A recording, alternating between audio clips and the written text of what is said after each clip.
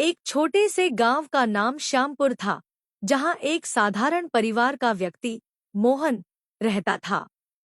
मोहन बहुत ही ईमानदार और मेहनती किसान था, लेकिन पिछले कुछ वर्षों से उसके जीवन में कुछ भी ठीक नहीं चल रहा था। खेती में लगातार नुकसान, पारिवारिक समस्याएं और आर्थिक तंगी ने उसे पूरी तरह से निराश कर दिया था। उसने अपनी मेहनत में कोई कसर नहीं छोड़ी थी, लेकिन फिर भी उसे कभी सफलता नहीं मिल रही थी। वह सोचता, क्या जीवन में कभी कोई खुशियां आएंगी? क्यों मेरे जीवन में इतनी समस्याएं हैं? इसी तरह के विचारों में डूबे हुए एक दिन मोहन को पता चला कि गांव के पास एक सद्गुरु का आगमन हुआ है, जो सत्संग कर रहे हैं और अपनी दिव्य शिक्षाओं से लोगों का जीवन बदल रहे हैं।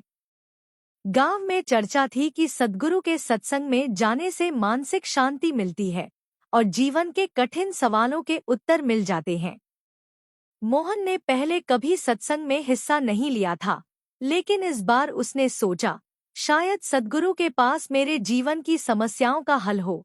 वह अपने काम छोड़कर अगले ही दिन सत्संग में शामिल होने का निश्चय कर लेता है। सत्संग में पहुंचकर मोहन ने देखा कि वहां सैकड़ों लोग एकत्रित थे। सबकी आंखों में एक चमक थी, एक उम्मीद की किरण। वहां बैठे सभी लोग सद्गुरु के आने की प्रतीक्षा कर रहे थे। कुछ ही क्षणों में सद्गुरु मंच पर आए। उनकी आंखों में एक गहरी शांति और चेहरे पर एक अलौकिक मुस्कान थी। उनके आते ही पूरे वातावरण में जैसे एक सकारात्मक ऊर्जा फैल गई। लोग पूरी श्रद्धा से उनका स्वागत कर रहे थे। सद्गुरु ने अपने वचनों की शुरुआत इस बात से की कि प्रत्येक व्यक्ति के जीवन में दुख और सुख दोनों का अपना महत्व है। दुख हमें सिखाते हैं कि हम अपने भीतर झांकें, अपनी कमजोरियों को समझें और अपने आत्मविश्वास को बढ़ाएं। हमारे जीवन की हर घटना हमें कुछ सिखाने आती है। मोहन ने बड़े ध्यान से सद्गुरु के वचनों को सुना।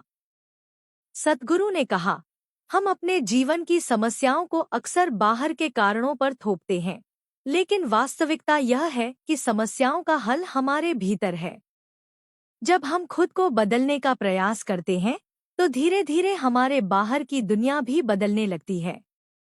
अगर हम खुद को, अपने विचारों को, अपने दृष्टिकोण को बदल लें, तो परिस्थितियां भी हमारे अनुकूल होने लगती हैं। सद्गुरु के वचनों ने मोहन के हृदय में गहरी छाप छोड़ी। उसे महसूस हुआ कि अब तक उसने अपने दुखों का कारण दूसरों को समझा था, लेकिन आज उसे पता चला कि शायद वह खुद ही अपनी समस्याओं का कारण है। उसने सोचा, अगर मैं अपने जीवन को सकारात्मक रूप से देखना शुरू कर दूं और अपने दृष्टिकोण में बदलाव लाऊं, तो शायद मेरे जीवन में भी खुशियां लौट आएं। सत्संग के बाद मोहन ने सोचा कि वह सद्गुरु से व्यक्तिगत रूप से मिलकर अपने जीवन के सवालों के उत्तर पूछे। वह सद्गुरु के पास गया और बोला, गुरुजी, मैं एक साधारण किसान हूँ और मेरे जीवन में लगातार समस्याएं चल रही हैं। मैंने हर संभव प्रयास किया, लेकिन सफलता नहीं मिली। कृपया मुझे बताएं कि मैं अपने जीवन को कैसे सुधार सकता हूँ। सद्गुरु ने मुस्कुराते हुए कहा, बेटा, जीवन में सफलता और सुख पाने के लिए सबसे पहले अपने मन में शांति और संतोष लाओ। जब तक हमारा मन अशांत रहेगा, हम बाहरी दुनिया में सुख की खोज करते रहेंगे, लेकिन हमें वह सुख नहीं मिलेगा। मन को शांत करने का सबसे सरल तरीका है ध्यान और आत्मचिंतन। सद्गुरु ने मोहन को ध्यान करने की विधि सिखाई और कहा, रोज कुछ समय के लिए अकेले बैठकर अपने भीतर झांकने का अभ्यास करो। अपने विचारों को शांत करो और अपने भीतर की आवाज को सुनो। धीरे धीरे तुम्हें अपने जीवन के हर सवाल का उत्तर मिल जाएगा। मोहन ने सद्गुरु के बताए गए निर्देशों को पूरी निष्ठा से अपनाया।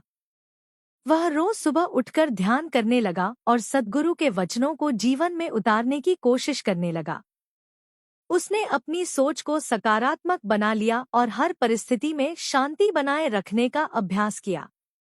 धीरे धीरे उसने